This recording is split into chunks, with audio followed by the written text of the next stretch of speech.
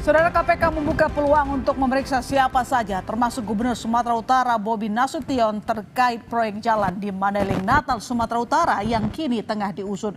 Merespons hal itu, Bobi Nasution mengaku siap dan menunggu surat dari KPK jika dirinya hendak diperiksa.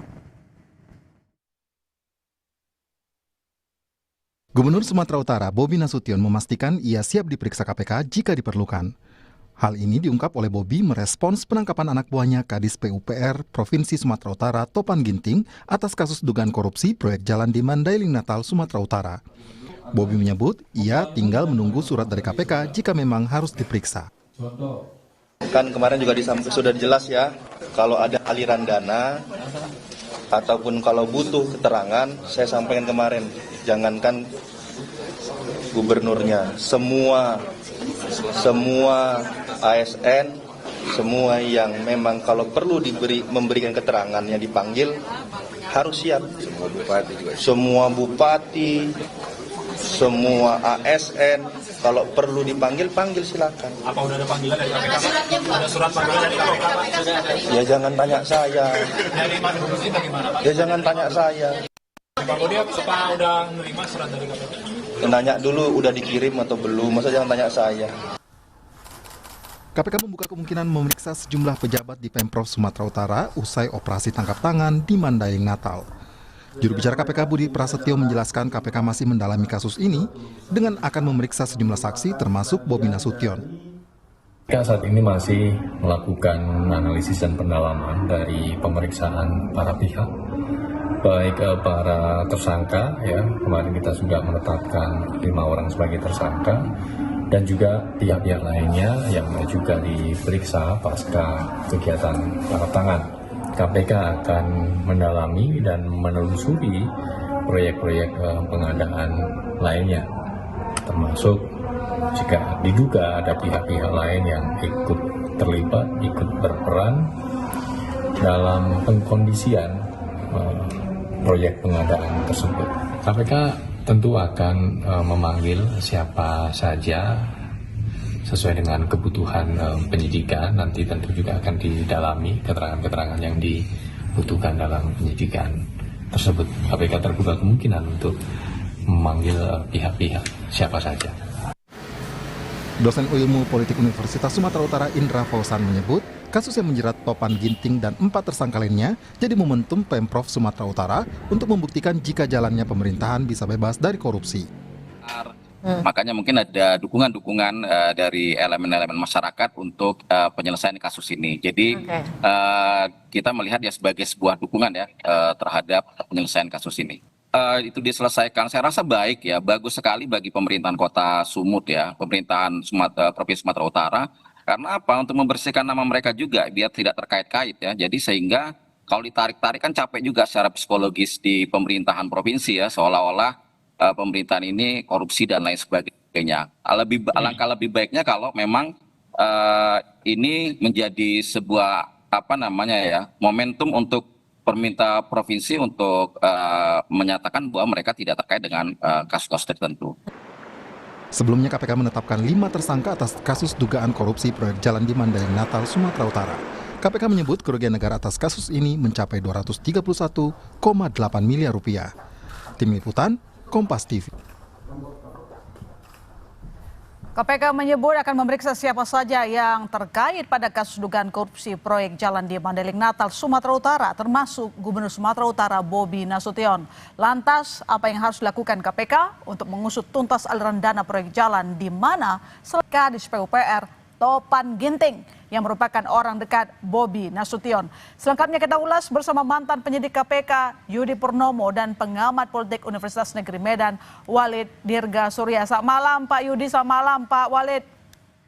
Malam Mbak, malam Mas Walid. Malam Mbak. Saya ke Pak Yudi dulu kalau begitu. Pak Yudi, ya, sebagai mantan penyidik, seperti apa Anda melihat potensi KPK memeriksa jajaran Pemprov termasuk Bobi Nasution?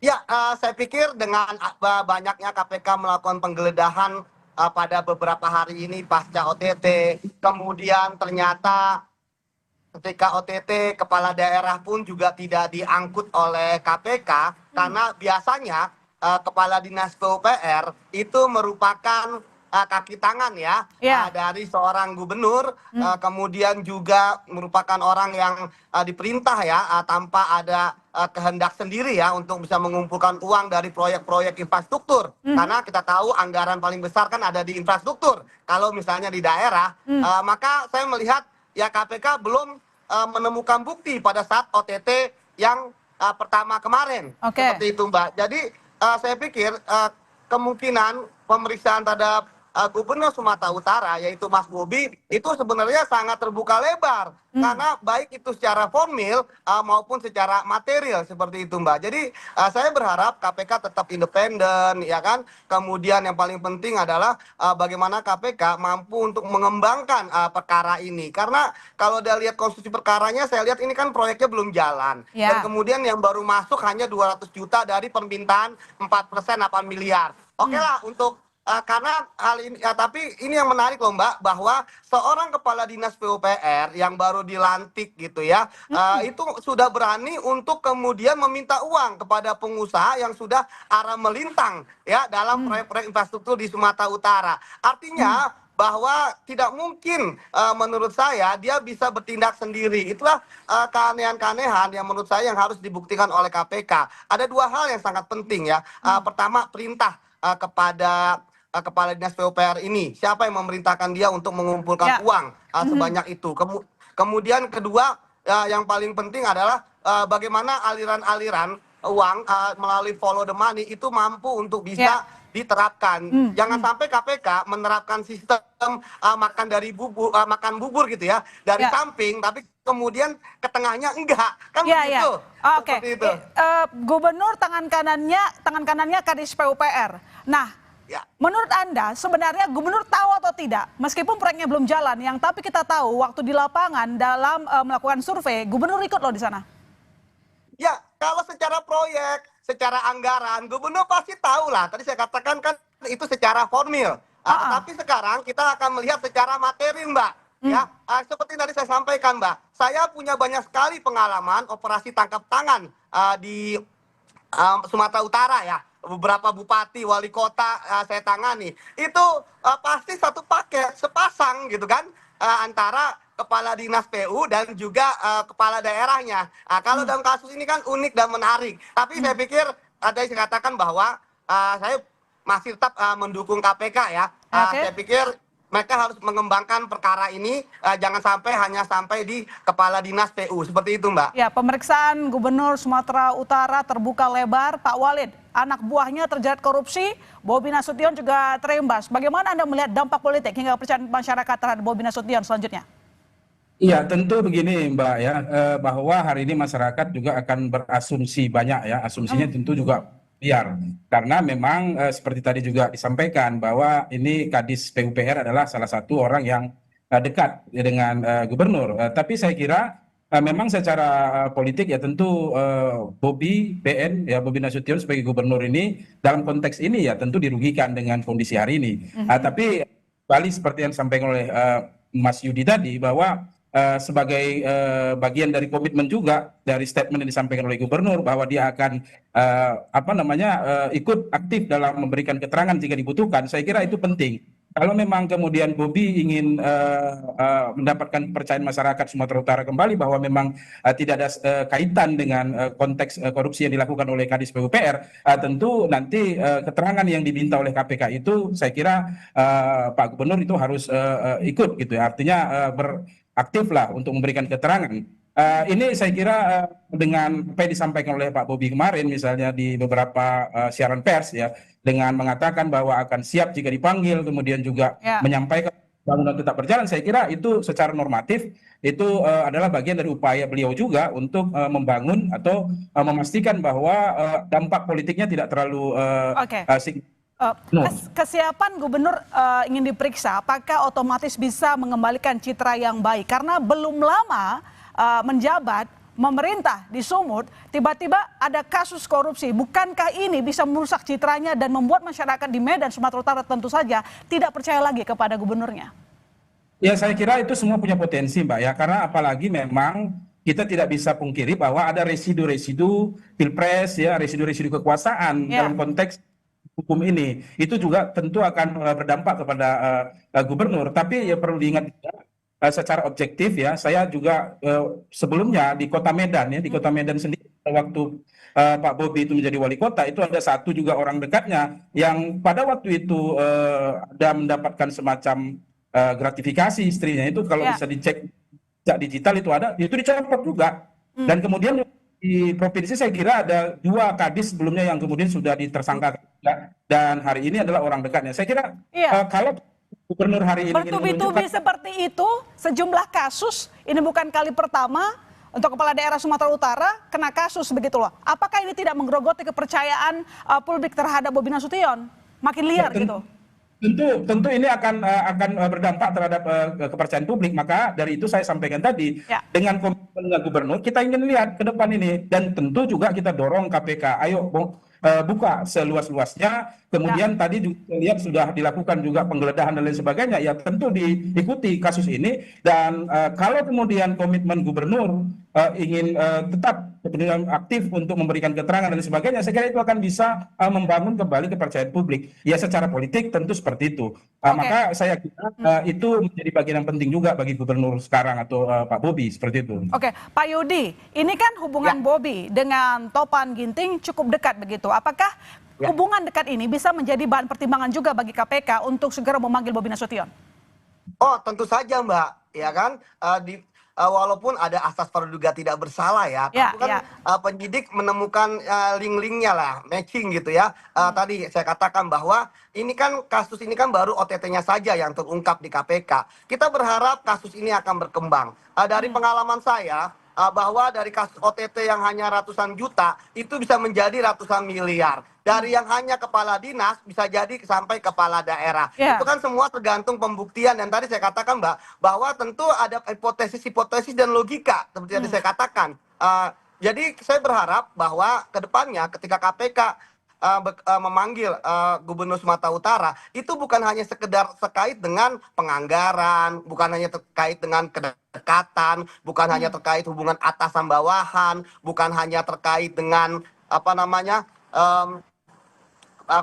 kenal dengan pengusaha dan sebagainya, tetapi juga terkait dengan material, Mbak. Karena memang, Mbak, kalau dalam kasus ini saya melihat bola itu ada di tangan Topan, ya.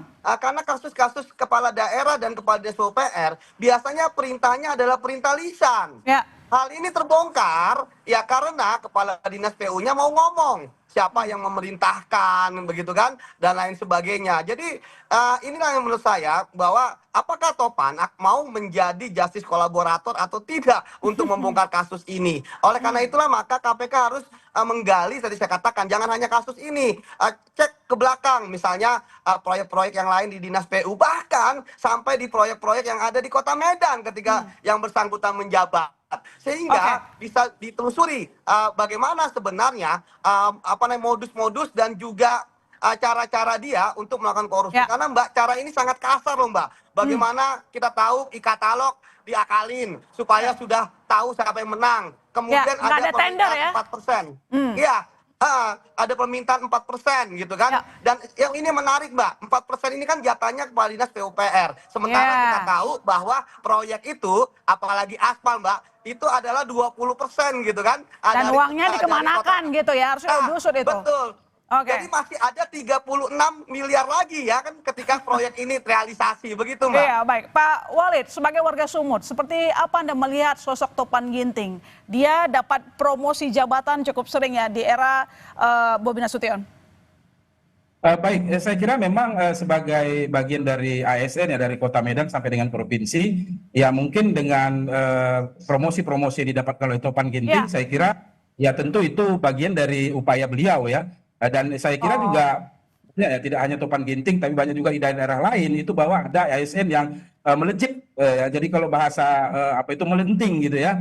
Jadi itu wajar-wajar saja sebenarnya selama memang ya seperti tadi bahwa karir itu didapatkan dari hal-hal yang saya kira tidak kemudian merusak korupsi seperti itu. Jadi memang Topan Ginting salah satu yang kita lihat di Sumatera Utara, khususnya di Kota Medan misalnya, adalah salah satu aparatur ya, sipil negara yang memang moncer lah gitu ya, karir memang mungkin dianggap dapat bekerja dan lain sebagainya oleh pimpinannya. Seperti itu saya kira, Mbak. Pak Yudi, singkat saja, KPK bagaimana koordinasi nanti dengan pihak lain seperti PPATK untuk mengetahui usut aliran dana, kemana larinya?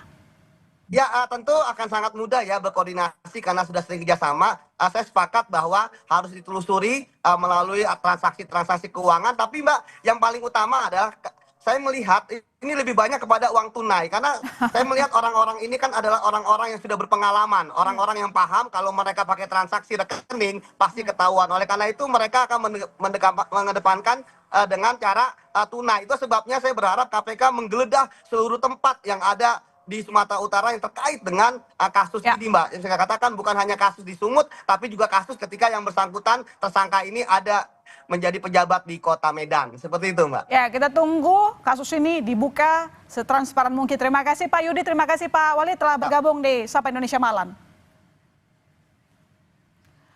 Saudara, pemerintah melalui Kementerian Perhubungan berencana menaikkan tarif ojek online atau ojol sebesar 8 hingga 15%. Selengkapnya akan kami bahas usai jeda.